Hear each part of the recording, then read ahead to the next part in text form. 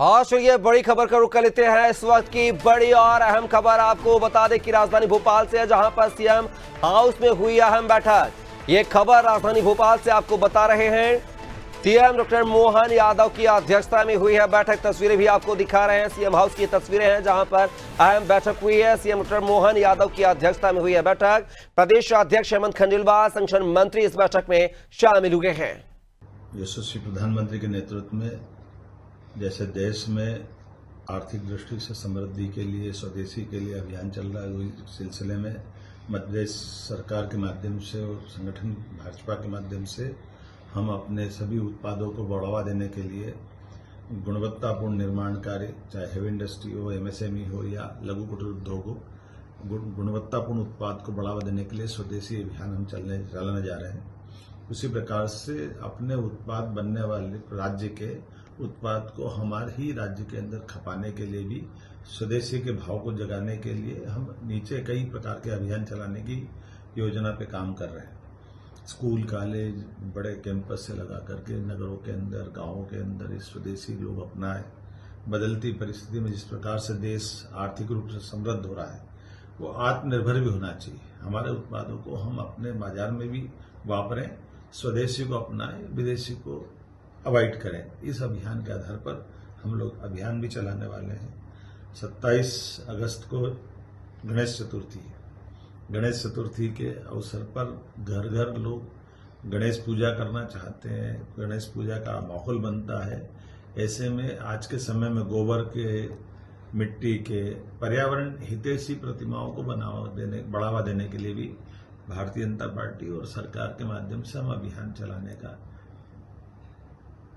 प्रण कर रहे हैं।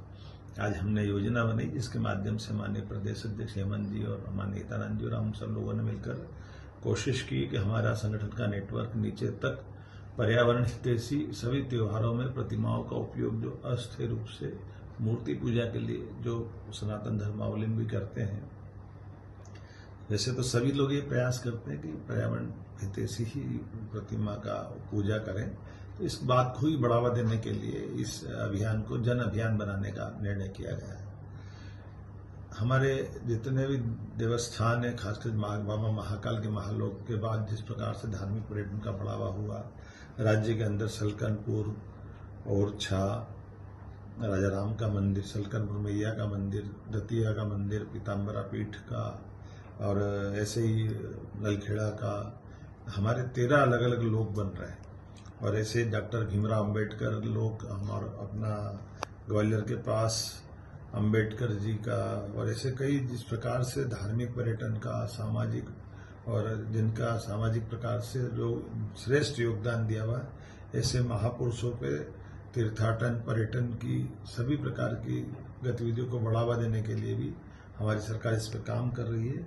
27 तारीख के दिन जो धार्मिक पर्यटन के बड़े केंद्र हैं, जैसे तिरुपति बालाजी का मंदिर, सेगांव नासिक का गजानन गणेश का जो ट्रस्ट है, मंदिर है, वहाँ का दृष्टि से, या शिरडी के साईं बाबा जो उनकी शिरडी से उनकी अपनी धार्मिक पर्यटन की गतिविधियों से देश भर में कई प्रकार की गतिविधियां चलती है। तो हमारे धार्मिक पर्यटन के तीर्थाटन के केंद्र भी विकसित हो और उन ट्रस्टों के माध्यम से चलने वाली सामाजिक गतिविधियों का भी हिस्सा नीचे तक कैसे पहुंचे, इस पे हम लोग काम कर रहे हैं। मुझे इस बात का संतोष है। इसी दिशा में लगातार हमारी सरकार और काम कर रही है। तो स्वदेशी के भाव को लेकर, तीर्थाटन के भाव को लेकर, औद्योगिकरण के आधार पर हर वो काम जिससे राज्य की आत्मनिर्भरता बढ़े, सक्षमता बढ़े, साथ ही साथ पशुपालन को लेकर भी हमारी सरकार काम कर रही है। पशुपालन में दूध उत्पादन मध्य प्रदेश बढ़ाए, अपना पशुपालन नीचे तक सारे क्षेत्रों में पर्याप्त रूप से हो, देसी गोमाताओं का लोग घर घर पाले, और उसी प्रकार से दूध उत्पादन के अंदर अभी मध्य प्रदेश तीसरे नंबर पर देश में है। ये नंबर 1 पे हम जाएं, उत्पादित दूध की मात्रा भी बढ़े और दूध की गुणवत्ता भी बढ़े, और उत्पादित दूध के फूड प्रोसेसिंग के माध्यम से डेयरी टेक्नोलॉजी को डेवलप करते हुए उनके उत्पाद भी हमारे यहाँ बने।